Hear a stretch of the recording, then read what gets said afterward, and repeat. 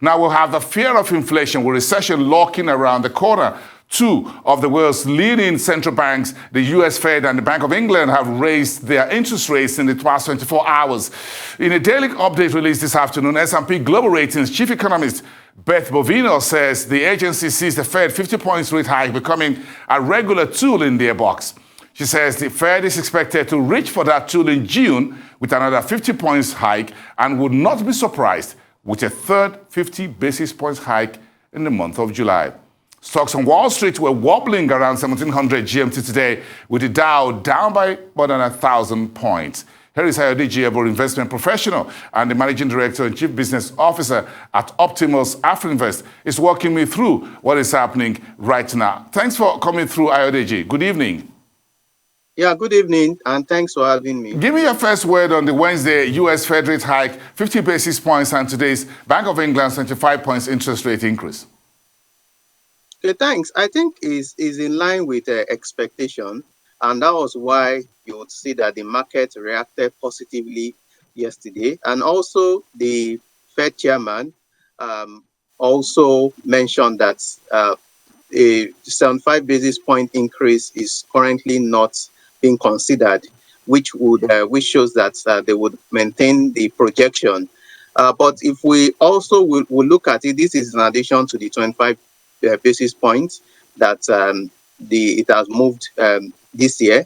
And why the 50 basis point is also very interesting is the single largest increase since in 2000. That's over 22 years ago. So that's sent a very strong signal to the market that the US Fed also meant business to rein in inflation. They've analyzed that there's a need to curtail inflation because of the impact that it has across the populace in that economy and how it impacts on the purchasing power.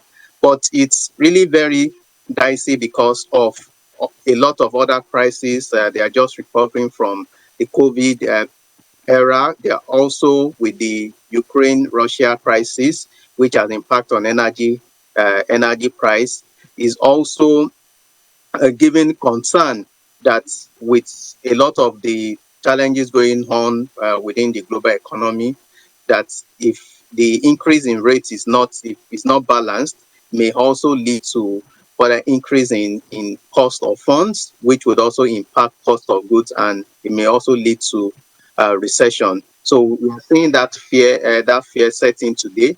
The market has dropped. The S&P has dropped by almost 500 points today, which is one of the largest single daily drop in a long time. So when we watch these two central banks, what do these rates indicate in terms of about the state of the global economy? Okay, thanks. Interesting question. So what it signifies is that, one, there's a need for these economies to bring down inflation to a reasonable level. They understand the implication it has on the overall populace in terms of the purchasing power and how it will impact on demand.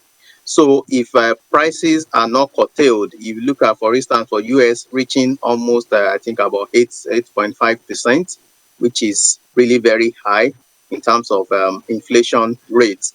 So for most of these economies, the Bank of England as well as the US Fed have seen it that the best solution to bring inflation under control is to reduce the amount of money being in the circulation by increasing the interest rate. You know, they also talked about the reduction in the bond purchasing program, which will also mean that there will be less liquidity in the system. So I think by and large, focus is more on bringing down inflation, and they also feel that the economy can also withstand the increase in rates that is happening and will not impact on economic growth. They feel the economy is ripe and can absorb whatever shock that may be coming from this persistent increase in interest rate. And when you look at from the level where they are coming from almost a zero level. By the time you had at the end of the year, we may be around 2.5 or 2.75%, which I think is also very significant. Interesting developments out there right now. As you said, the market is already reacting today on Wall Street to this development. But what do you think this interest rate hike by the Fed, by the Bank of England, the BoE, perhaps the ECB will go the same route? What does it mean for emerging and frontier investment markets, in particular for those who are investing in U.S. financial assets, for instance? Okay, thanks. What we would see is that the U.S. Fixed income market will become more attractive because interest rates would go up. Yes, for the traders that are already in the market, for them, you would see that they would be underwater because of the reduction in the price. So as the price of bond is going down, you would see that the yield will be going up. And when you also want to juxtapose this with the emerging and frontier market, it means that the yield on the investment would also need to increase to be attractive. There's a premium that would be paid to cover for the risks they are taking if they are investing outside the US. So for any new issuance that will be seen across Africa and emerging markets, you would see that it's going to come at a premium, given that even liquidity abroad would also be drying up. The pace of winding down the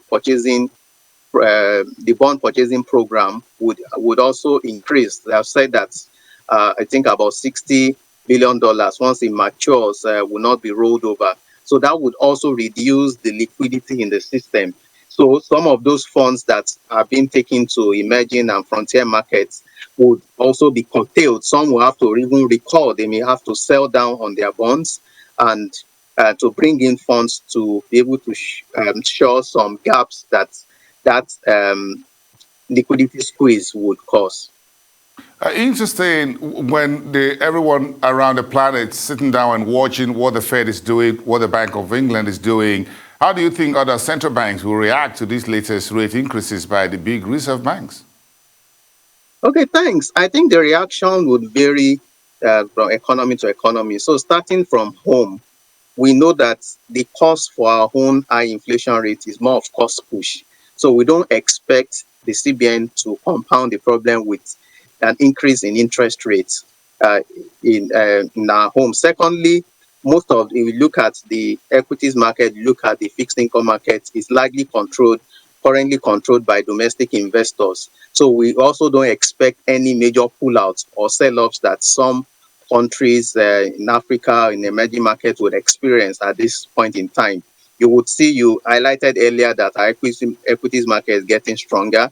And you also see that the fixed income market, because it's fully controlled by local investors, we're not seeing any major sell-offs in that. We're expecting that the sell-off we are seeing is because of anticipation that rates would increase. So we don't expect the Monetary Policy Committee of our own CBN to react in that line.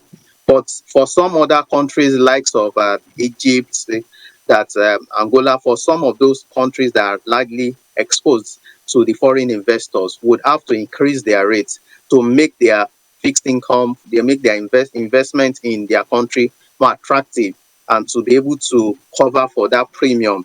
So we'll see that it means that debt will be more expensive in those countries. So it's not going to be like a silver bullet that everyone would increase their rates. You need to first determine what is the cost of it. It's peculiar and it varies across countries. Ayodeji Ebo, investment professional, also the managing director and chief business officer at Optimus by AfroInvest. Thank you so much and have a wonderful evening.